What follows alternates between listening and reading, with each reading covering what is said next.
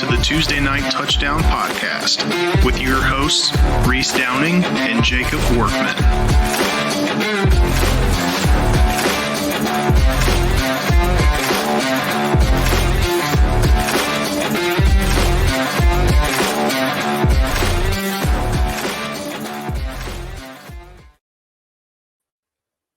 What's up, everyone? Welcome to another edition of the Tuesday Night Touchdown Podcast, NCAA edition. Got our Week 7 picks here. Joining us again, as you can see if you're on YouTube. A few weeks ago, we had a Notre Dame fan in, Andrew Carter. He was going to the Ohio State Notre Dame game. Unfortunately, it did not turn out, ruining his in-person record a little bit. But he's back again this week because Notre Dame's going another big one for him. USC, like their third consecutive huge game in a row. So we'll get to that pick in fourth in a row. Yeah. We'll get to that one here in a little bit.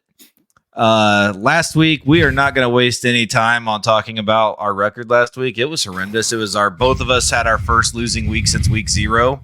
And we're gonna get that fixed immediately. It was very awful. Both of us missed our lock. We actually double locked Colorado.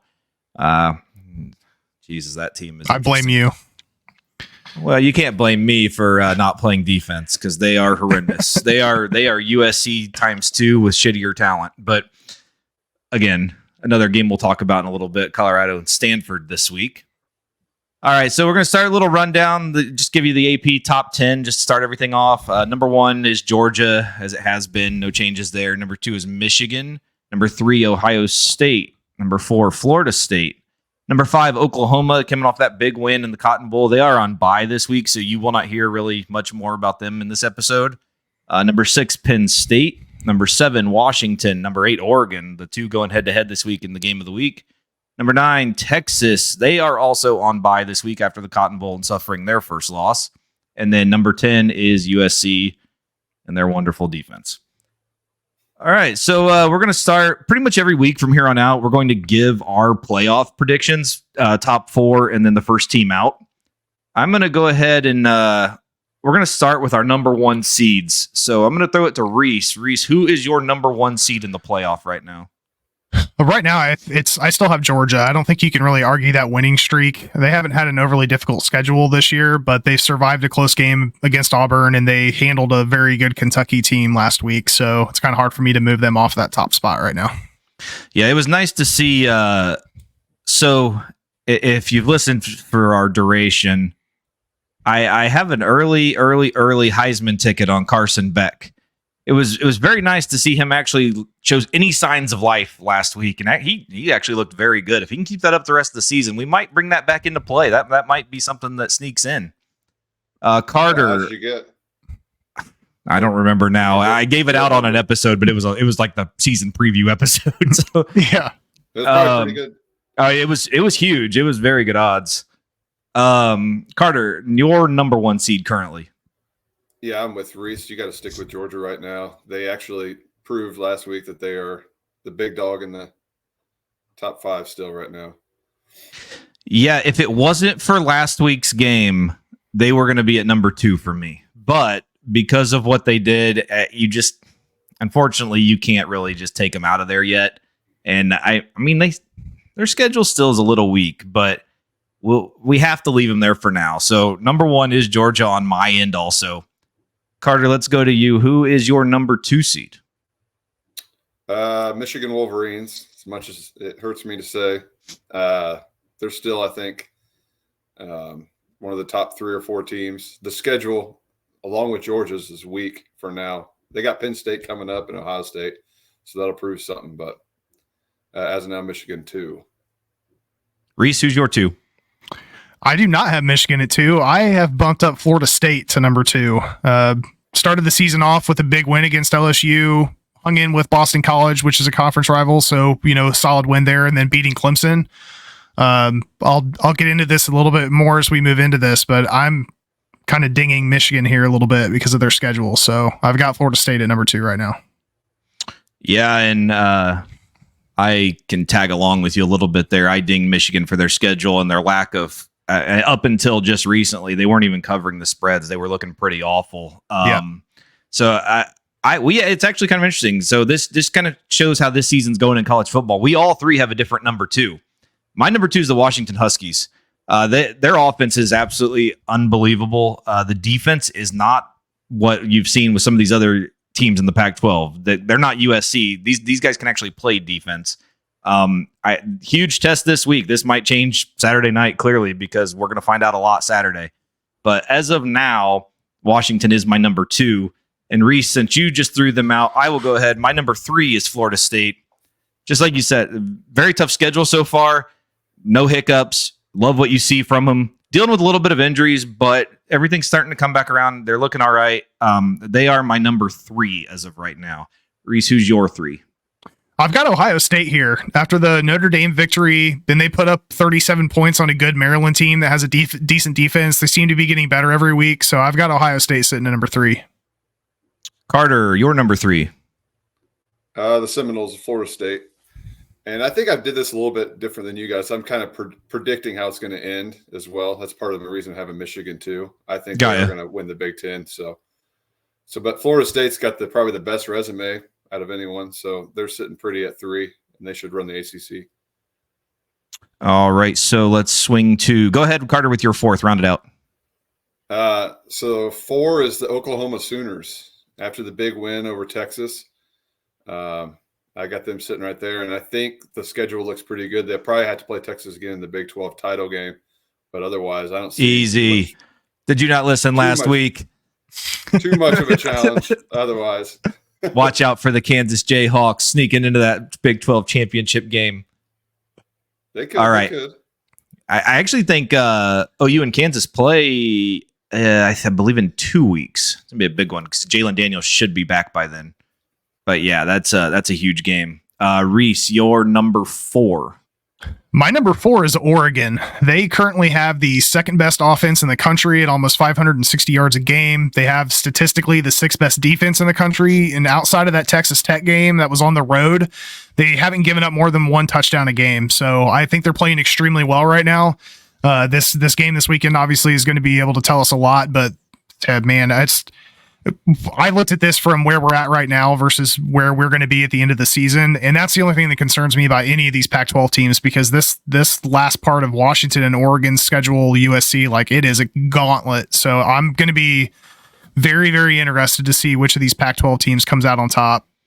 Yeah, I think I mentioned it. I think it was 2 weeks ago when I said, please just let the College Football Playoff Committee realize how good this conference is and do not ding these teams for losses, because there's going to be losses. This conference is way too good. Like, it's way too deep. It's way too good. You essentially are an underdog if you're on the road in this conference. Like, I don't know. There's great home fields, and everyone struggles on the road, it seems. So we'll see what ends up happening there. My number 4 was Michigan. I tagged them in at number 4.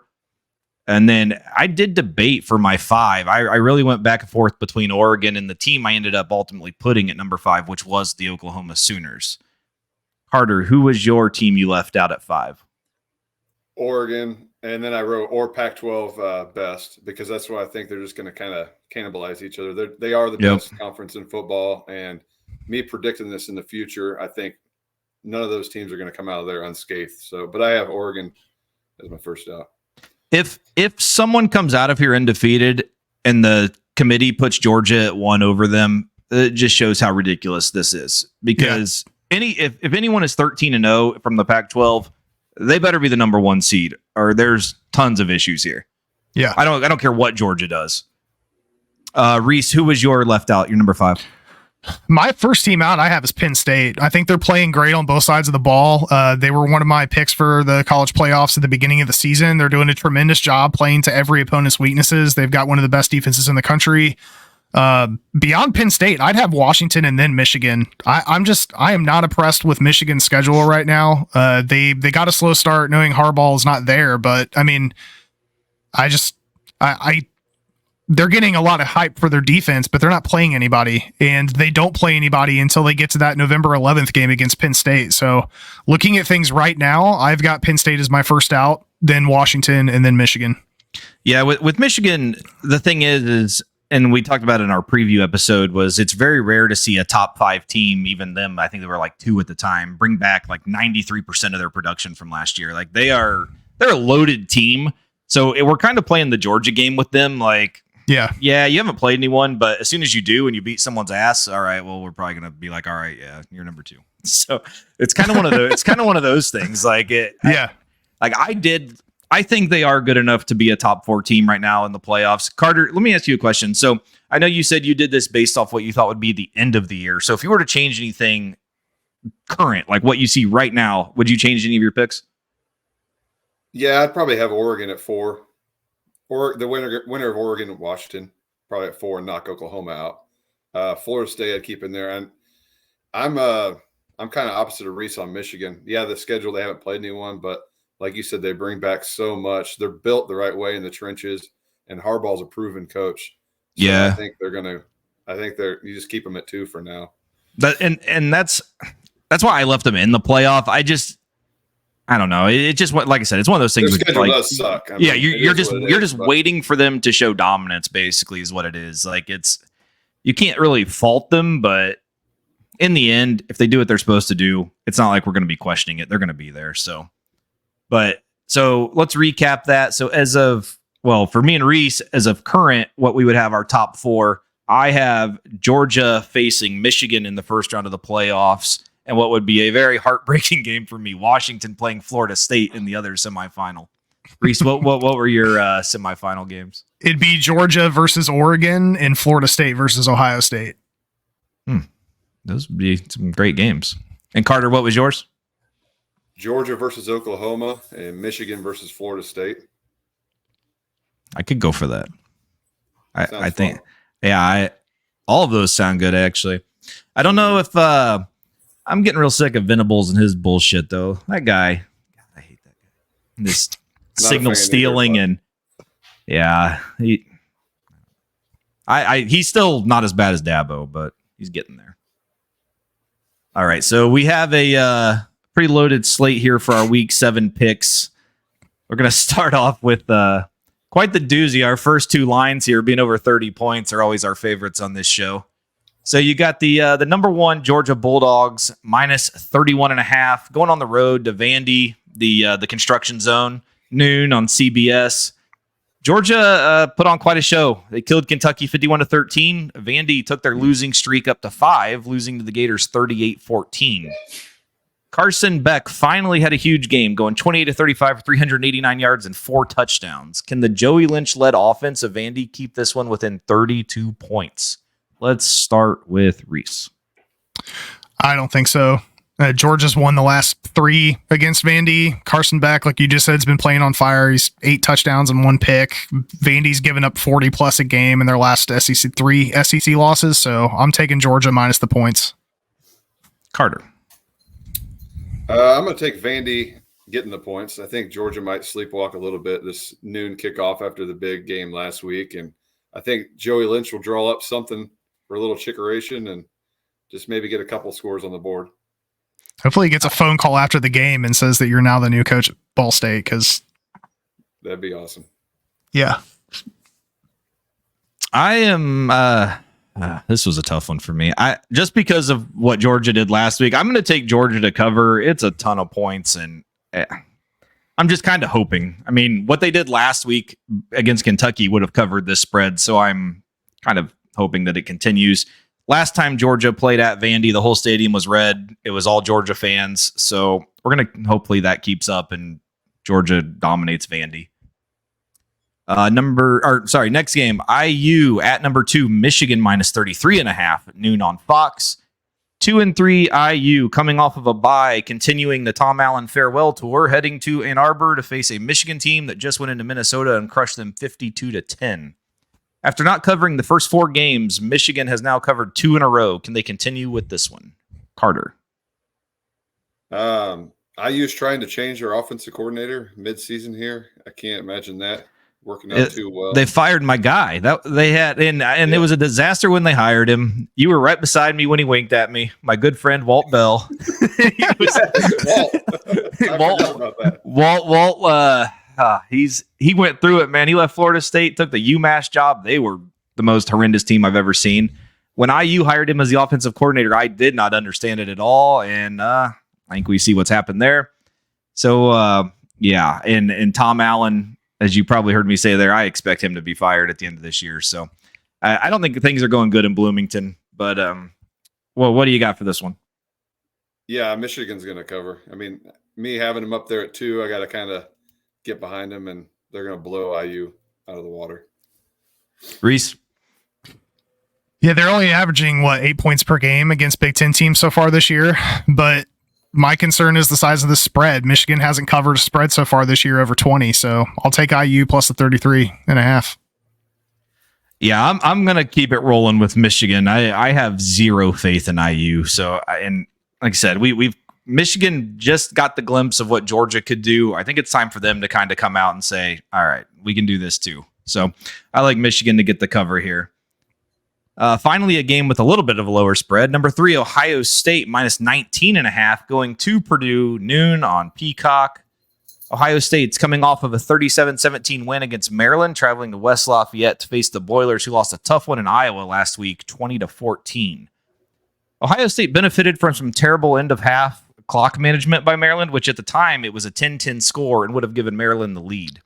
It was a 3-point game heading into the fourth quarter, and Ohio State was facing a 2nd and 33. They converted that one on a deep pass to Marvin Harrison Jr., and then on the next play, they hit Kyle McCord on a 44-yard touchdown pass to Cade Stover. That put them up 10 at the time. After that, Ohio State ran away with it. Purdue was horrendous on offense against Iowa. Do you think they can turn it around at all to give the Buckeyes a battle? Let's start with Carter. Well, I got to stick with my boy Lou Holtz, and hopefully, Ryan Day, you're listening to this. Y'all are soft, and you're going to Purdue. And you got Penn State on deck, a little bit of a look ahead. So give me Purdue and the points. Reese. Oh, man. Yeah. Interestingly enough, Ohio State's lost 3 of their last 4 games at Purdue, but I don't think that's going to happen here. Buckeyes should use this as a tune-up game for their game next week against Penn State, so I'll take the Buckeyes minus the points. Yeah, I don't think Aiden O'Connell and Rondell Moore are stepping back on that field anytime soon. So I'm rolling with Ohio State in this one also. I've watched Purdue more than I would like to admit this year, and I just don't think they're that good of a team. I'm going to stick with Ohio State in this one. Syracuse going on the road. Number 4, Florida State minus 17.5 noon on ABC. Syracuse got absolutely beat down by the Tar Heels 40-17 last week, while the Noles beat Vatech 39-17. Syracuse gave up 644 yards to North Carolina. 202 of those were on the ground. Florida State running back Trey Benson, after some motivation from former Florida State great Dalvin Cook, rushed for 200 himself and 2 touchdowns. Do the Noles keep the undefeated season going? Let's start with Reese. Yeah, man, first of all, Syracuse can't catch a break. First they had Clemson and North Carolina, and now they've got Florida State. That's not an easy schedule. They're also not playing well, and I'm surprised this spread isn't larger, so I'm blocking in here on the Noles minus the 17.5. Carter. I'm with you, Reese. Syracuse is reeling after that beat down from last week. Florida State should roll 3 touchdowns. Yeah, I'm taking the Noles also. Week by week, getting a little more healthier. Jaheim Bell should be back this week, which is huge for the offense. Johnny Wilson had an injury last week, so we'll see what he comes back with. But for a game like this, I'm not sure it really matters too much. I think Florida State should be able to easily handle them and continue this wonderful season so far. All right, we're going to move to Arkansas on the road at number 11, Alabama minus 19.5 noon on ESPN. Arkansas lost at Ole Miss 27-20, while Bama went into College Station and got a win 26-20. Bama outscored A&M 16-3 in the second half to put themselves in the driver's seat of the SEC West. Can they continue rolling here against the Razorbacks? Reese. Yeah, I think so. Saban hasn't lost against Arkansas, and the Razorbacks are on a 3-game skid right now. They've also kept 2 big games within 1 score this year between LSU and Ole Miss. So I think Bama's going to win this one, but I don't know that they're going to cover the spread. So I'll take Arkansas plus the 19.5. Carter? I'm with you again, Reese. I think Arkansas's they're coming off the 3 losses, but they've been all close games. This isn't the old Alabama. They're not blowing the doors off these teams. I think they'll keep it close. Alabama wins, but Arkansas, give me the points. Yeah, I'm going to differ with you guys in this one. I think this might be the awakening that they needed. Bama, they barely got out of A&M with that win. They really shouldn't have. Jimbo god awful clock management, but I think that was the Bama wake up call. I think they come out. They clearly can get to the SEC championship now if they can just win. It's a noon game. I could see Arkansas kind of sleepwalking through it. I like Bama to get the cover here. Not by much though. Probably just like a 20, 21 point victory. All right, Cal going on the road, number 16 Utah, minus 13.5, 3 o'clock on the Pac-12 network. Cal lost a tough one at home to Oregon State, 52-40, while 4-1 Utah was on a bye. No one really thought we would see offensive fireworks in Berkeley, but 92 total points sailed way over the over-under of 51 last week. The most points Utah's given up at home this year is 11. We did finally get some clarity as to why we haven't seen Cam Rising this year. During a radio interview, he said, this was his quote, "I really wasn't expecting to do this, but I just want to let everyone know I didn't just tear my ACL. I tore my meniscus, my MPFL, and my MCL. It was a big surgery, and it's not an easy comeback. I've been working my tail off. There are guys that have had similar injuries to this, like Kyler Murray, Hendon Hooker, who have decided not to play this season. I'm grinding and doing everything I possibly can, and even the fact I'm going out there and practicing, I'm ahead of schedule." Utah's schedule is about to get very tough, but they are legit one of the best teams in the nation. 1, do you think Cam plays at all this year? And 2, can they keep the dominance going at home and cover this one against Utah? Let's start with Reese. I don't think Cam Rising plays this year. I went through a similar knee injury my senior year. I tore my ACL, MCL, PCL, meniscus, and that is not an easy thing to come back from. And Cam Rising's a hell of a lot more athletic than I am, so I can only imagine how difficult it is to try to get back into football playing shape. So I don't see him coming back this year. I think for his career, it's better for him to take the time necessary. But as far as the game goes, Utah's 2-0 against the spread at home. Cal's been giving up 50-plus points to both Washington and Oregon State so far this year. So I'm going to take Utah minus the 13.5 at home. Carter? Yeah, I'm with you. Cam's probably not going to come back this year. At this point, might as well just wait, redshirt, come back next year. But I'm going to differ with you. I'm going to take the points with Cal there. I know Utah's coming off the bye, but I haven't really been super impressed with Utah's offense without Cam, and I think that's too many points. Yeah, and that's kind of the issue I had when picking this game is Utah at home is just such a different team. And I don't know what happened to Cal last week, how they managed 40 points, because I don't think Cal scored 40 since Aaron Rodgers has been there. So it's been a while, but I just because they're at home, and they might literally win this 14-0 or 17-3. I'm gonna take Utah just to get it out. I don't know. This will be one of the more interesting games of the day, I think, though. But I do like Utah to get the cover. UMass going on the road, number 6 Penn State, 42.5 points, 3:30 Big Ten Network. UMass lost to Toledo 41-24, while 5-0 Penn State had a bye week. You might as well remove the U and the M from UMass. They are absolute ass. Week 1 this year, they decided to win a game. But as I have said before, one of my gambling rules for the last few years has been to bet against UMass. 42.5 is a lot, but does it matter when playing UMass? Let's start with Carter. They are ass. That's pretty good. But I'm gonna stick with I'm the ass man, I guess, from Seinfeld, because I want the 42.5 points. Oh man, Reese. God, man, yeah. As much of a Seinfeld fan as I am, I'm not with you, Carter. Here, Penn State needs to use this as a tune-up game to prep for that road trip to the Shoe next week. But UMass has only found the end zone twice in every game so far this year. They haven't played a game against a team like Penn State yet, so the spread's a lot. But I'm taking Penn State. Yeah, the spread is concerning to me just because Penn State's offense hasn't really been like a throttle it down, just shoot out, score a ton of point offense so far this year. But I'm not picking UMass, so by default, give me the 43. I hope we're hoping for a cover there. Ohio State look ahead here too. True.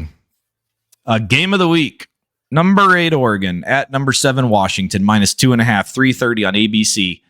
Oregon and Washington both had bye weeks to prepare for this huge battle. College game day is going to be live from the sailgating capital of the world, Last year, the Huskies went into Alton and defeated the Ducks 37-34 in a game that, to really no one's surprise, had over 1,100 total yards between the two offenses. This year, two Heisman favorites going head-to-head with Penix and Bo Nix. Winner of this game is going to have an inside track to the Pac-12 championship. Who wins the biggest game of the weekend? Carter. I really went back and forth on this. I'm going to take Oregon just because I'm getting the points. I think they might be a little bit more of a physical team. They're going to get the run game going, and really it's going to come down to probably whoever has the ball last. And I really want to go sailgating sometime. That sounds awesome. Yeah, I tell you what, if I can hit this almost $2 billion Powerball tomorrow, we're going sailgating Saturday, and we're going to go to this game. so be prepared. Let's go. Reese. Man, I've been going back and forth on this one all week. This is such a tough line with it being at 2.5. And I keep trying to lean towards Washington because they're at home, but I just think this Ducks team is going to do something special this year. So give me Oregon plus the points. I am, as no surprise, I'm taking Washington to cover. On their home field, this place gets loud as hell, which I know Alton gets loud as hell too, but this is a surprisingly tough environment to play college football in. And I just absolutely love Jalen McMillan's back. Rome Odunze's back. They're all healthy. The offense is 100%. Ryan Grubb, I absolutely love what he does as the offensive coordinator with Kalen DeBoer. Those guys are just absolute nasty what they do on offense, and I think they have enough to win it and go ahead and set their sights on the Pac-12 championship. So I am taking Washington to cover this one. Texas A&M on the road at number 19, Tennessee, minus 3.5, 330 CBS. A&M's coming off of a loss at home to Bama 26-20, traveling to Knoxville to face a 4-1 Vols team coming off of a bye. There were a lot of bad coaching errors coming from overpaid Jimbo last week, and now that they're on the road as an underdog, can A&M rebound and get a win, or do we start seeing the end of the Fisher era in College Station? Let's go, Carter. Yep, I think it's the start of the end for Jimbo there. Coming off the tough loss to Bama last week, I'm going to take the home team here, giving up 3.5. Reese. Yeah, this should be a battle because this is the best rushing offense versus the best rushing defense in the SEC. But Tennessee's coming off a bye week, so they've had an extra week to prepare. A&M's coming off that loss to Bama. They're at Rocky Top, so give me the Vols minus the points. Yeah, I'm with you guys. I want Tennessee also. I think the wheels might start to fall off here. We'll see what happens here in the next few weeks. It's going to be interesting to follow. Number 23, Kansas, minus 3.5 at Oklahoma State, 3:30 on Fox Sports 1. Kansas put a beating on UCF 51-22, while Oklahoma State upset Kansas State 29-21. It's early in the week, but Jalen Daniels is said to be doubtful for the Jayhawks, so we will continue to get a very good backup in Jason Bean. Oklahoma State turned over Kansas State 3 times last week, leading to the big upset. Can they continue their overtaking of the state of Kansas? Let's start with Reese. Yeah, Oklahoma State should be coming into this game pretty fired up after that win, but I don't think it matters whether Jalen Daniels is playing or not. I think this running game should be able to take care of business, so I'll take Kansas to cover the spread here. Carter. Yep, I'm on Kansas too. Jason Bean's got this offense still looking pretty good, and I don't think this is Gundy's best Oklahoma State team. Give me Kansas, giving up 3.5. Yeah, it's kind of one of those situations. You play those weeknight conference games on the road. We've talked about it on each episode. Like that's a tough environment, and then Kansas State did not help themselves at all with some very untimely turnovers, and that's pretty much what sealed it for them. In this one, I do like Kansas to go ahead and get the win in the cover, and hopefully this is the last week without Jalen Daniels because I hope he's back for when they play Oklahoma. Number 14, Louisville, minus 7.5 on the road at Pitt, 6:30. This is, for the first time this year, we're announcing that the game is on the CW network, for Christ's sake. Jesus. Just after Dawson's Creek. Yeah, I thought the Pac-12 network was bad. My God. All right, so Louisville moved to 6-0, defeating Notre Dame 33-20, while Pitt is on a 4-game losing streak and coming off of a much-needed bye week. Louisville scored 26 of their 33 in the second half against Notre Dame to show the college football world that they would like to be in the discussion. Pitt has lost their last 3 games by 11 points, 17 points, and 17 points, and now they're starting Christian Velo at quarterback after Phil Djokovic, rumored to be moving to tight end in an interesting choice. I'm not sure what's going on there. Do you think they can keep this one within 7, Carter? It's kind of a trap game here for Louisville, I think, coming off the big win against Notre Dame, and they have Duke on deck. But yeah, they're going to be way too much for Pitt and the fighting Narduzzi's. I don't know. What is Phil Dracovic doing? He was going to be a drafted quarterback. Yeah, he could have this year if he would have stuck with it. He could have not played a snap this year and been like a 4th round draft pick. And now he's like, oh, I'm going to be a tight end. Like something's crazy going on there. A little bit on that. Yeah, I'm not too sure what the situation is there. So you had Louisville covering, right? Yeah, I think Braun will have them ready to go. Yep. All right, Reese. Yeah, I'm in the same boat. Hopefully this game isn't a hangover for him. That 0.5 is a little concerning, but I don't think it's going to matter. So I'll take the Cards minus the points. Yeah, this seems like one that Louisville should pretty much dominate given the situation, unless Christian Below, the Canadian sensation, comes in and does something magical. But we'll see what happens. I like Louisville to get the cover here. And good luck to all of us finding the CW network Saturday. No idea where you find that. Arizona going on the road to number 19, Washington State, minus 8.5, 7 o'clock on the Pac-12 network. The other good one. Arizona coming off of a war with USC where they lost in triple overtime, 43-41, while Washington State is coming off of a loss to UCLA, 25-17. Arizona had 506 total yards of offense with backup quarterback Noah Fafita going 25-35 for 303 yards and 5 touchdowns. Not sure if Jaden Delora is going to be back this week or not, but I also don't know if it matters. Fafita's been great. I watched him against Washington. Great performance. He was dominant against USC, which I know isn't saying a whole lot, but it's still a good performance. UCLA completely shut down the Washington State offense. If it really wasn't for an incredible pick 6 by the Cougars defense, that game wouldn't have even been close. Like most Pac-12 teams, Washington State is a very good team at home. Do you think they can cover the 9.5? Let's start with Reese. I think so. It's surprising to me that Washington State lost to UCLA, but I'm not as surprised as Arizona taking USC to triple overtime last week. I think Washington State bounces back here this week, though, so I'll take the Cougars minus the points. Carter.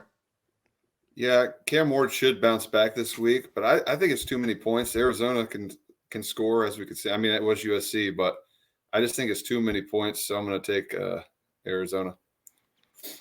Yeah, I just think back-to-back road trips makes it a little tough. I like Washington State to get the cover at home. I think this is going to be a better game though than what most people think. I've watched Arizona the last 2 weeks and they're not something to slouch at. And I love Jaden Delora. I wish he was back because though Fafita has been great, Delora just brings a little bit more to their offense. But I'm going to take Washington State to get the cover minus the 8.5. And I also have a question for you guys. So what about these new overtime rules in college football? Was that not a disgraceful way for that game to end, the Arizona-USC game?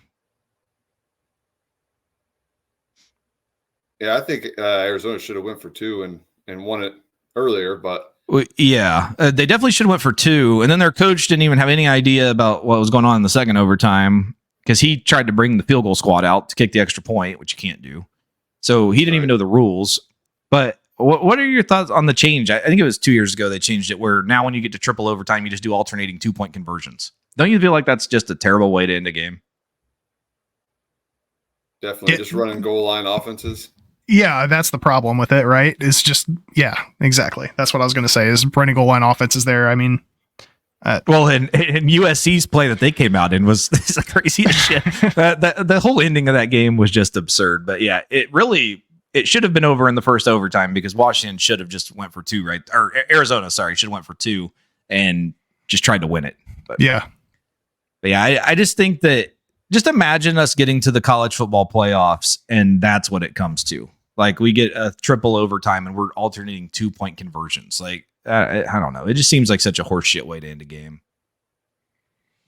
All right, so moving on. Auburn going on the road to number 22, LSU, minus 11.5, 7 o'clock on ESPN. Got a night game at Death Valley. 3-2 Auburn coming off of a bye, while LSU beat Missouri 49-39. Jaden Daniels absolutely took over the game last week, throwing for 259 yards and 3 touchdowns, rushed for another 130 yards and a touchdown. Can they keep it rolling this week against Auburn? Let's go, Carter.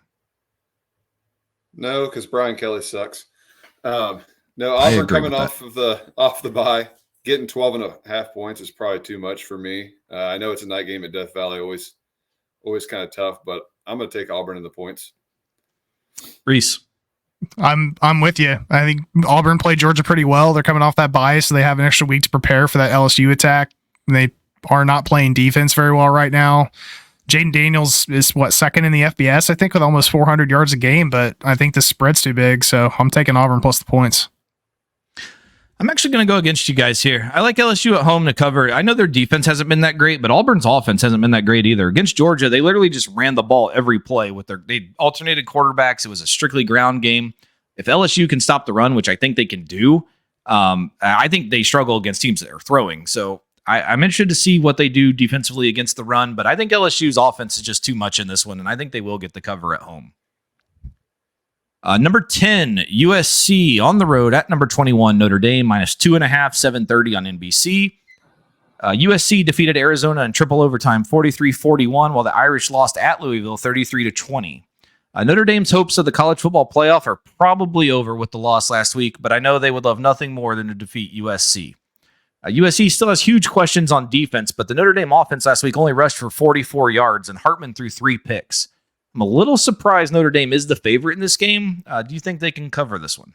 Let's go ahead and go with the hometown fan there. Let's go with Carter. Yeah, when I first flipped over the cards and saw this spread, I was like, what the hell is going on? Notre Dame just looked absolutely terrible last week. Didn't look like they showed up to play at all. Couldn't get anything going. Sam Hartman's House of Horrors in Louisville, coming off of 6 turnovers last year there and 3 this year. But I think Notre Dame will get things right because they're going against the USC defense here. Establish a run, kind of control the clock a little bit. The main thing they need to do in this game that they didn't do against Ohio State is finish the drives and get touchdowns. Can't settle for field goals against Caleb Williams. And hopefully the cornerback duo of Benjamin Morrison and Cam Hart can get a turnover and just a couple stops. And I got ND winning this game. Reese. Yeah, you made the point about the defense on USC being very porous, and I agree with you, but I don't know that Notre Dame can keep up with this offensive attack with USC because they might give up 50 points, but if they score 58, it's not going to matter. So I'm going to take USC here plus the 2.5 and call it an upset if that's what you want to call it, but I was surprised that Notre Dame was favored in this one. I actually like Notre Dame in this game. I think they can out-physical USC. I think USC's defense is just so bad that if Notre Dame really wanted to, they could keep USC's offense off the field for half the game if they really wanted to. Like this should be an Estime game, and he should absolutely just obliterate them. Like, give him the ball 60 times, let Hartman throw 15 and be 13-15 with 2 touchdowns, and they win the game. Defensively, Notre Dame's secondary is very good. I think they have the ability to shut down the USC offensive passing game. I mean, they were very good against USC's passing game really up until that final drive. Ohio State's passing game until the final drive. USC has not shown any hope that they want to run the ball this year at all. So I think they're playing into Notre Dame's hands on offense. So I like Notre Dame to come out. It's going to be a little bit. I hope Notre Dame's crowd is there, and I hope it's a ridiculous environment. I know Notre Dame, it's not really one of those schools you think of when you think of raucous environment, but I think they can do enough in this one. I really think Notre Dame can win this game outright and definitely cover.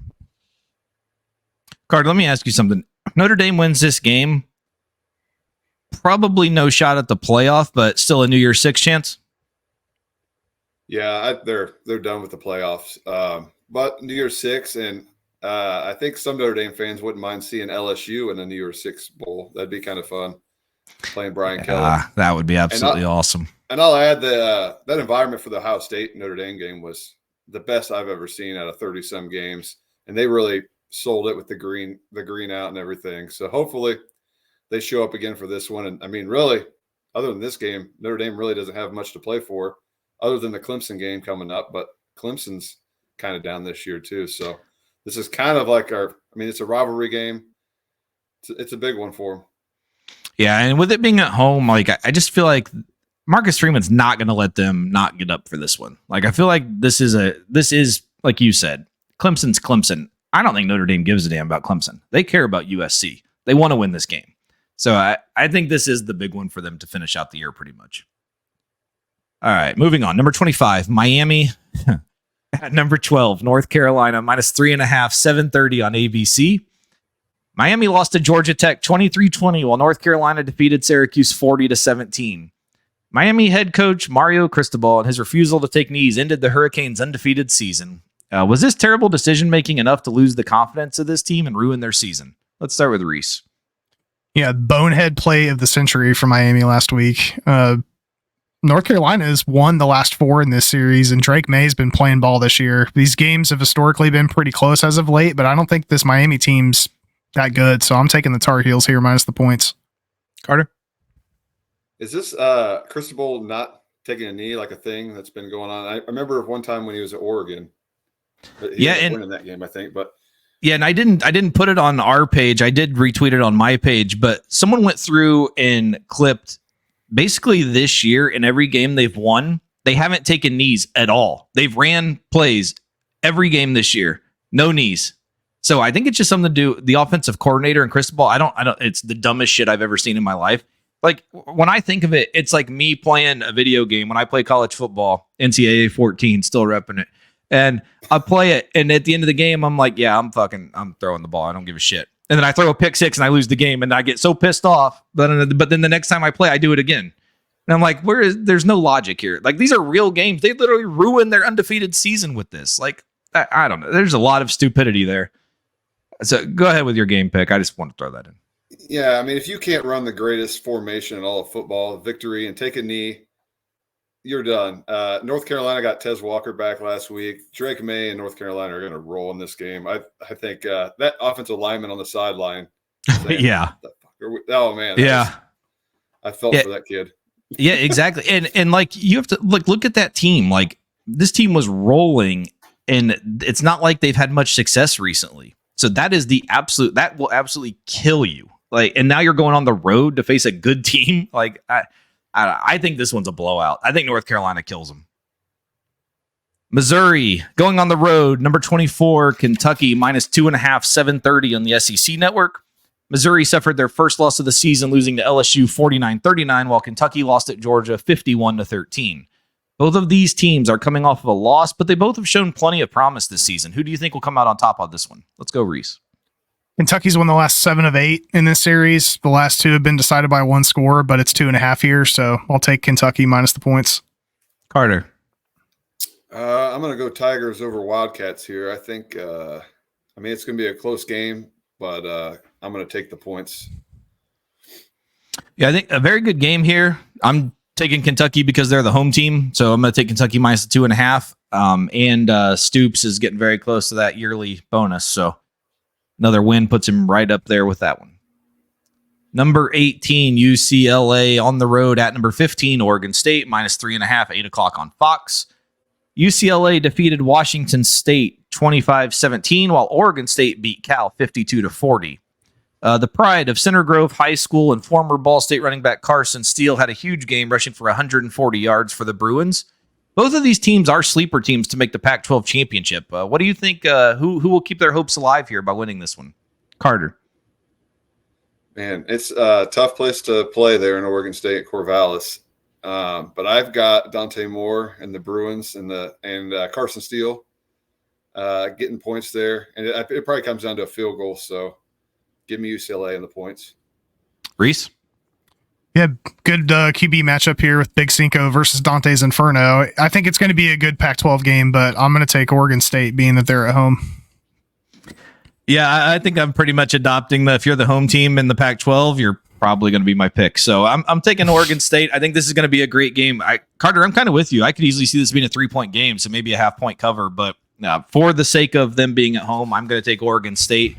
Plus, getting these young quarterbacks on the road in the Pac-12 still has been a little bit of a story. So we'll see what Dante can do in Corvallis. Plus, you never know what weather's going to be there. It could be pouring rain. It's always a crazy situation there. NC State on the road at number 17, Duke, -3.5, 8 o'clock on the ACC network. NC State defeated Marshall 48-41, while 4-1 Duke is coming off of a bye. No word yet, really, if Riley Leonard's going to be back or not. If not, it's going to be redshirt freshman Henry Beeline. Who the hell knows what his name is? He's never started a game before. Who do you have in this one? Let's go with Carter. I watched the interview with Elko earlier, and he said that Leonard's actually progressing. He didn't say one way or the other, which is kind of surprising. I thought he was going to be out for 4 weeks, is what I initially heard. But I still think Duke's a better team. I think they're better coached. NC State's I got a new starter too, MJ Morris. Yeah, starting over Brennan Armstrong. I think Elko will dial up some defense and confuse that kid and give me the home team, Duke. Reese? I'm with you. I think this is a bounce back game for Duke. I think Elko's defense is going to be the difference maker here, so I'll take the Dukies minus the points. Yeah, I'm taking Duke also, but yeah, it will be interesting to see about Riley Leonard. I know it was high ankle sprain, so maybe he comes back in more of a limited role where he can't really run, but he can still throw the ball. So I do know that the Noles are on deck, so we'll see what his ankle's looking like. So that does end our top 25 picks. We will be rolling into our wonderful Muncie 6-pack Friday night. Kicking off Fresno State minus 5.5 on the road at Utah State, 8 o'clock on the CBS Sports Network. Fresno lost at Wyoming 24-19 to move to 5-1, while Utah State had a big homecoming victory over Colorado State 44-24. The second longest winning streak in the nation came to an end at 14 games. Quarterback Mikey Keene suffered a fourth quarter injury, which led to junior backup quarterback Logan Fife entering the game, and after one successful drive, he did throw an interception on the potential game-winning drive. Can Fresno begin a new win streak this week? Let's start with Reese. I think so. Difficult loss in prime time with them, especially with Mikey going out. Fresno took the last one against Utah State 35-16, I think. So I think similar game could happen here. I see him bouncing back. So give me your dogs minus the points. Carter. Is Mikey out for this game too? It is not official yet. Could be there. Okay, I wasn't sure. But either way, Bulldogs are going to bounce back after that tough loss last week, and they're going to roll. I like Fresno to come out and get the cover here also. Again, after that one Friday night, we're going to be going to Boulder. Stanford at Colorado minus 10.5, 10 o'clock on ESPN. Stanford has lost 4 straight and is coming off of a bye, while Colorado beat Arizona State 27-24. This is probably the last time this year Colorado is going to be favored, and in my opinion, this is the last chance they have to win a game. Do you think they will be able to win and cover this one? Let's go, Reese. Yeah, Stanford's on a 4-game skid. The Buffaloes have been playing well at home, so I think they can lock this down before they start that really rough 5-game stretch where they may not win another game. So I'll take Colorado here minus the points. Carter. It looks like Travis Hunter will be back this week, and Stanford's just terrible. Colorado at home, and they had that gauntlet coming up. So I think Colorado should roll this week by a couple touchdowns. Yeah, I don't honestly know what to think in this game because I think Colorado sucks. Like I do not think they're good. I know I don't think Stanford's good either, but I'm going to pick Colorado to cover, but this is going to be a very tight game. All right, Toledo minus 16.5 at Ball State, 2 o'clock on ESPN Plus. Toledo beat UMass 41-24, while Ball State continued losing, this time to Eastern Michigan 24-10. Reese's preseason MAC champion Toledo on a 5-game winning streak and looking very good. Ball State was shut out in the second half and finished with only 158 passing yards. I guess last week truly was just a miracle when they actually did have some passing yards. It doesn't look like they're going to win very many more this year. 2 questions. 1, is this the last season for Mike New? And 2, do they have any hope at all of covering the 16.5? Reese. Yes and no. I don't have much else to say. This team keeps breaking my heart. This defense can't stop anybody. We can't get anything going on offense. Give me the Rockets minus $1 million. Toledo's still your favorite? Yeah, they're playing pretty well right now, so I'll stick with the Toledo Rockets. Yeah, I think we'll get to that in the next game. Carter, what are your thoughts on this one? Yeah, come on down, Joey Lynch. We need a resurrection. Yes. Toledo by $1 million. This is going to be ugly. Sorry, Cards fans. Yeah, I think this might be a 40-point win. Like, this seems like just an absolute blowout. Yeah, this is going to get ugly. Ohio, minus 6.5 on the road at Northern Illinois, 4 o'clock on ESPNU. Ohio defeated Kent State 42-17, while Northern Illinois crushed worthless Akron 55-14. Ohio was my preseason MAC champion and are also on a 5-game winning streak. It's homecoming for Northern Illinois. Can they ride the homecoming crowd to a victory over a very good Ohio team? Carter. Yeah, give me the Salukis and Rocky Lombardi getting points at home. Rocky Lombardi. The dude's been in college for 85 years. Yeah, former Spartan, I think. And then who else? Where else? Everywhere. Yeah. Reese. Yeah, Bobcats, if it's either going to be Toledo or Ohio, I think it's going to end up winning this MAC championship. It should be a fun game to watch because Northern Illinois is a fun team. I'm going to take Ohio here to take care of business, minus the points, though. Yeah, same thing. Ohio minus the 6.5. Ever since they've been healthy, and realistically, they still should have won that game week 1 against San Diego State. They should be undefeated. But I think our preseason prediction of the Toledo Ohio game at Ford Field is probably going to be coming true. And it's looking pretty good. We probably won't even really have to pick it because I think we picked it in the preseason. So yeah, but yeah, it's I don't know. I love this Ohio team. I love what Toledo's doing too. At least there's some fun teams to watch in the MAC because what's coming out of the wonderful Muncie, Indiana is abysmal. Give me a break, man. We covered it already. Yeah, it's bad. It's bad. Iowa on the road at Wisconsin minus 9.5, 4:00 on Fox. Iowa defeated Purdue 20-14 while everyone in Madison was doing the Badger dance as Wisconsin defeated Rutgers 24-13. We talked last week that this game more than likely is for the Big Ten West Championship. Mr. Water Polo was god-awful versus Purdue, going 6 for 21 for 110 yards, 1 touchdown, and 1 pick. Does Iowa have any chance in this game? Carter. Yeah, I'd say they have a chance. I got them covering the 9.5. The over-under on this is wild. It's like, 35, 36? So the implied total is like 25 to 10 or something like that. Yeah. I think Ferentz finds a way just to keep it close, and Wisconsin will win at home, though. Reese.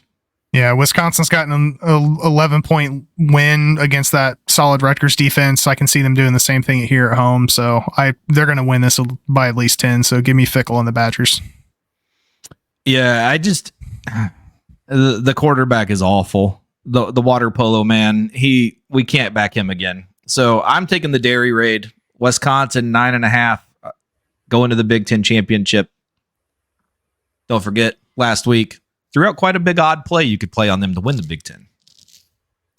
Kansas State going on the road. Texas Tech minus 1.5, 7:00 Fox Sports 1. Kansas State lost at Oklahoma State 29-21 last Friday night, while Texas Tech crushed Baylor 39-14.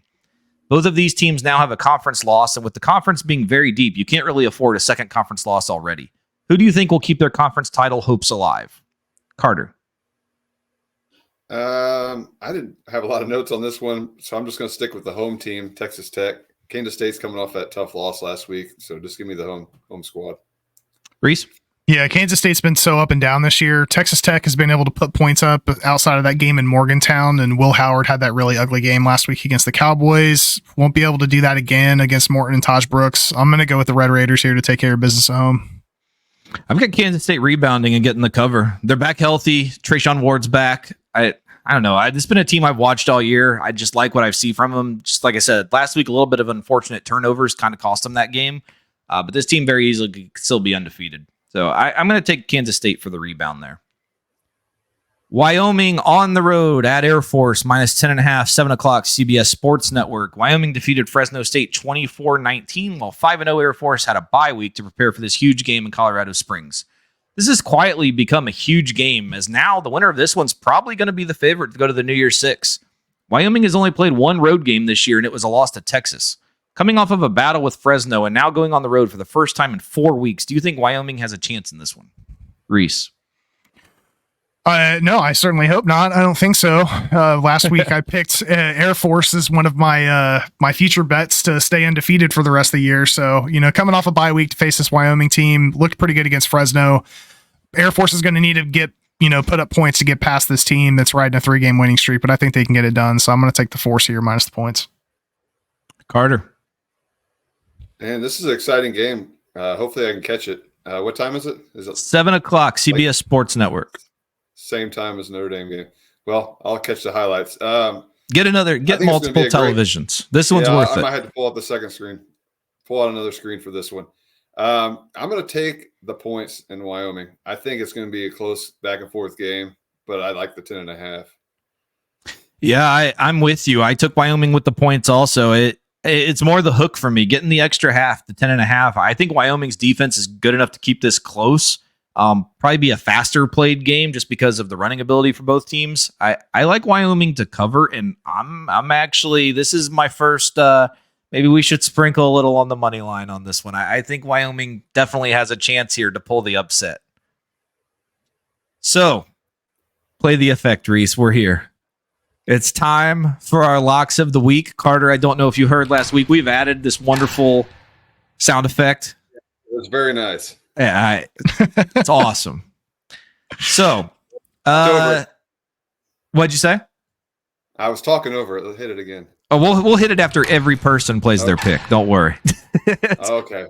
So, since you're the guest of the show, we're gonna let you go ahead. What is your lock of the week? Man, I actually had a few games that I really liked this week, but I didn't come on this show for nothing. I've got my one lock, and it's Notre Dame. Oh, Jesus God! Notre Dame. Jesus Christ! Our first headgear pick of our podcast's career. The Lee Corso. Hopefully, people are going to check out the YouTube video to watch that, because that was something the podcast definitely is not going to have an effect of on the audio only version. And then I lost my headphones, so I couldn't hear what you guys said. We basically just said they suck and they're going to lose. Don't worry. That's right. Okay. No, I'm kidding. I'm undefeated on my locks so far, so we'll stick with the Irish again this week. We like it. We like it. Reese, lock of the week over there. I'm going to go lock in on the Tar Heels over the Hurricanes this week. I think Drake May is going to show out here at home and handle the Hurricanes in their second loss in a row. Damn. We got very, very close. I had that down. That was my lock, and I switched it because I'm kind of with Carter on this one. This is a game I've looked forward to all year. Since day one, looking at the schedule, Seattle, Washington, give me the Huskies. I'm locking the 2.5. They're beating Oregon, and they're starting the Pac-12 championship and the college football playoff road. It starts this week in Seattle. Give me Washington. Carter, thank you for... North Carolina was one of my other locks there, Reese, so good call. Well, this show's never had a triple lock, and judging by our history, we probably shouldn't. So it's... We'll say that'll be everyone's bonus lock. We're gonna call that our bonus lock for everyone. So there we go. Carter, well, thank you again for joining us again. It's always a good time. Thank you for the addition of the headgear pick. We definitely weren't expecting that. That was a nice surprise. Showing out 2 for 2.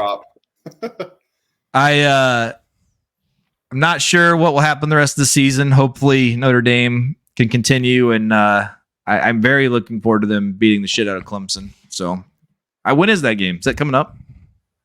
We're going into our first bye of the year, so we played 8 straight games. That's crazy. Pittsburgh, and then Clemson at Clemson. So 3 weeks. So that's roughly what, like Halloween weekend, or is that in November? Yeah, I think it is Halloween weekend. Well, all I know is next time you're on the show, you better have some information on Leon Hart. Yeah, I had all kinds of information about Leon. You guys were talking about him. I'm like, well, did you do some research here on these old school tight ends that we wanted? November 4th is that Notre Dame Clemson game. Okay.